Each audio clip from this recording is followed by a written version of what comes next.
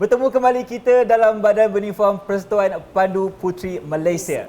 Sekarang ini kita bersama dengan dua tenaga pengajar iaitu Puan Azlina dan juga Puan Nur Azla. Terima kasih kerana bersama Irfan untuk segmen kali ini. Jadi soalan saya yang pertama ditujukan kepada Puan Azlina dulu. Okey, untuk Pandu Puteri ini kan bagaimana cara untuk mereka dapatkan lencana? Untuk mereka mendapatkan lencana ni, mereka perlu mengikut syarat-syarat yang telah kita tetapkan. Mereka perlu menjalani ujian amali dan juga teori. Contohnya ujian amali tu kita tengok dalam lencana kecekapan jurumasak. Yes, mereka perlu menghidang air, membuat air, kemudian memasak nasi, menggoreng ikan lah, and then kita boleh tengok secara penguji tu akan melihat sendiri bagaimana mereka memasak secara live lah. Itu dari segi amali. Yes. Itu antaranya lah. Ada satu lagi kan teori. Teori. Yang teori selalunya contohnya lencana pembaca.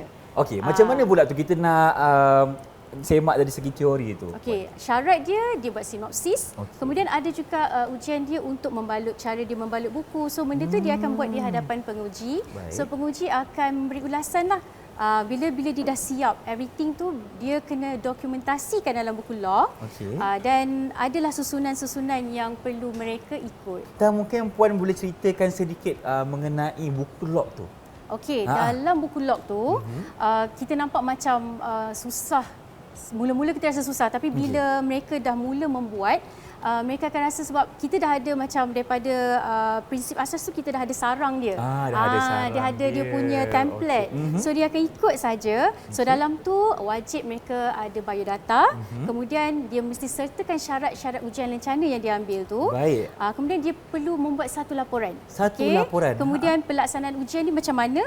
And then mesti ada refleksi. Macam apa yang dia rasa? Apa yang dia punya cabaran masa dia buat lencana tu? Kemudian bila penguji tu dah menguji, dia mesti ada ulasan penguji, dan last kali barulah mereka akan menerima sijil lencana kecekapan. Macam tu je.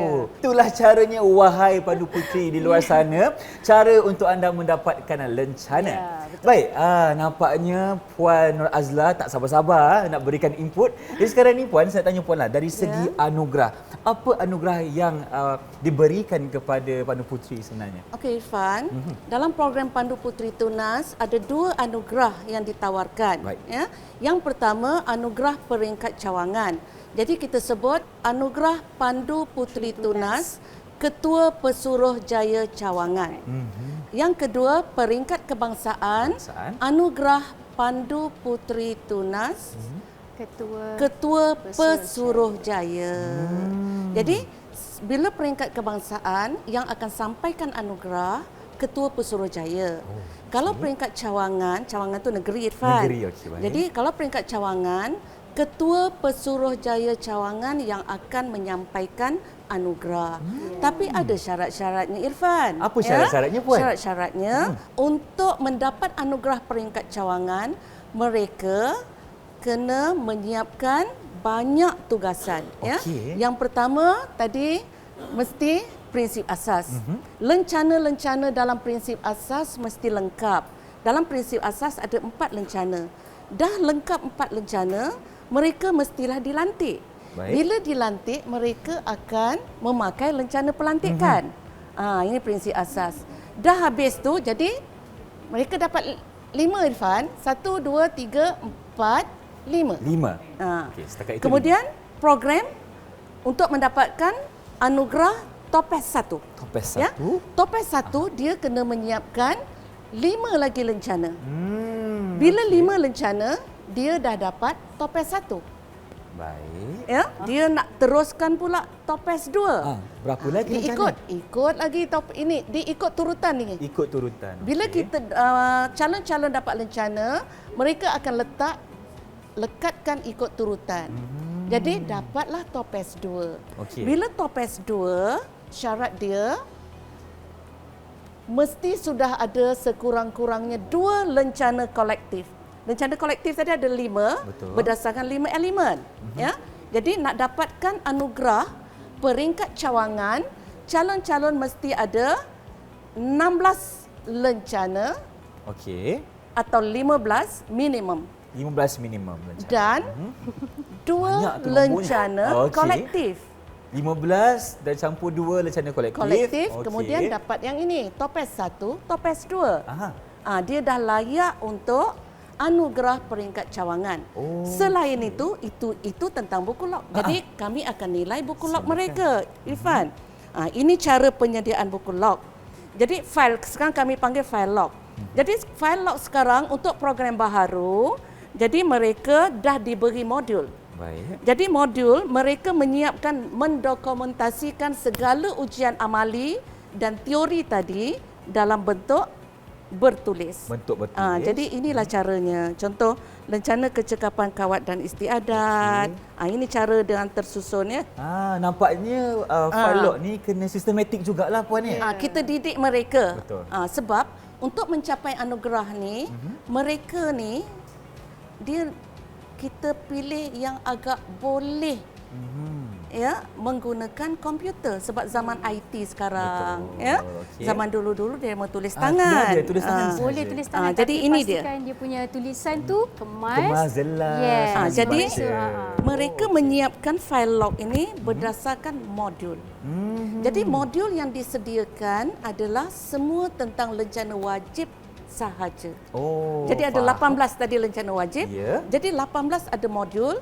Jadi calon-calon rasa macam untuk program baharu ni mereka dah ada panduan untuk melengkapkan file-file log. Okey, ini prinsip asas. Okey, kemudian topes 1. Baik, topes 1 cara apa? Juga. Ini dia topes 1. Apa lencana yang terdapatnya? Pembuat simpulan, pelayan tetamu, pencegah kemalangan, SDG, Sustainable Development Goals. Ikut tema. Kalau macam kita pilih Life Below Water, jadi kemudian Zero Hunger. Contohnya lah. Kemudian satu lencana pilihan ikut elemen. Tapi elemen ni ikut syarat. Macam lencana pilihan Irfan, calon-calon dia bukan suka hati nak pilih. Tapi dia ikut elemen. Ya. Baik. Habis. Itu untuk topes 1. Dan topes 2 pun topes 2 ada keberbezaan. Apakah perbezaannya, Puan? Perbezaan dia lencana. Lencana juga. Dia mesti siapkan. Inilah kandungan lencana dalam topes 2. Bila kita dah cek, kalau kita tak puas hati, jadi kita pulangkan. Kita sebutkan apa kesalahan mereka, apa tambahan. Jadi kita beri peluang mereka supaya mereka ni dapat membetulkan. Sebab bila dah ada modul, jadi kita tolong calon-calon ni untuk dapatkan anugerah. Baiklah Puan, terima kasih banyak-banyak kepada Puan Azlina dan juga Puan Nur Azlah kerana telah pun ceritakan dan berkongsi ilmu mengenai cara untuk mendapatkan anugerah dalam Pandu Puteri Malaysia ni kan. Jadi sedikit rumusan daripada Puan Nur Azlah kepada mereka yang menonton di luar sana. Silakan. Untuk mencapai anugerah tertinggi hingga ke peringkat kebangsaan, mereka kena menyiapkan satu lagi file log iaitu topes 3. Jadi sama juga. Sama juga. Mesti buat lencana ikut syarat-syaratnya. Dan inilah dia topes 3. Dan seterusnya dapat lencana peringkat kebangsaan. Dan inilah yang akan diberi. Inilah penganugerahannya. Inilah penganugerahannya. Anugerah peringkat cawangan. Disampaikan oleh Ketua Pesuruhjaya Cawangan. Yang ini pula anugerah peringkat kebangsaan dianugerahkan oleh Ketua Pesuruhjaya. Ketua Pesuruhjaya. Di peringkat kebangsaan. Di peringkat kebangsaan. Okey Puan. Satu lagi Irfan yang lupa tu. Jadi ada syaratnya juga. Dia calon-calon ni walaupun dia dah siapkan buku log, file log, dia mereka ada mereka kena ada kepercayaan beragama. Kepercayaan beragama? Mesti kepercayaan agama. Kemudian ada satu lagi file log, Irfan. Baik. File log peribadi. Maknanya mereka kena menyiapkan satu lagi penglibatan aktiviti mereka di peringkat kebangsaan, peringkat sekolah, daerah atau zon, cawangan, kebangsaan, antarabangsa. Kemudian khidmat khas. Khidmat khas, satu lagi perkemahan wajib. Wajib. Mereka wajib melibatkan diri dalam aktiviti perkemahan sama ada peringkat sekolah, daerah, Peringkat atau daerah. mana-mana peringkat. Baiklah, terima kasih lagi sekali kepada Puan Nur Azla kerana banyak perkongsian dan inilah cara-cara untuk anda mendapat anugerah kepada Tunas Puteri yang berada Pandu Puteri, maafkan saya, Pandu Puteri Tunas yang berada di luar sana yang sedang menonton kita pada hari ini. Diharapkan semua ilmu yang diberikan dapat memanfaatkan kepada semua penonton. Jadi diharapkan kita ada rezeki untuk berjumpa lagi. Dengan itu, Assalamualaikum. Bye-bye. Jumpa lagi.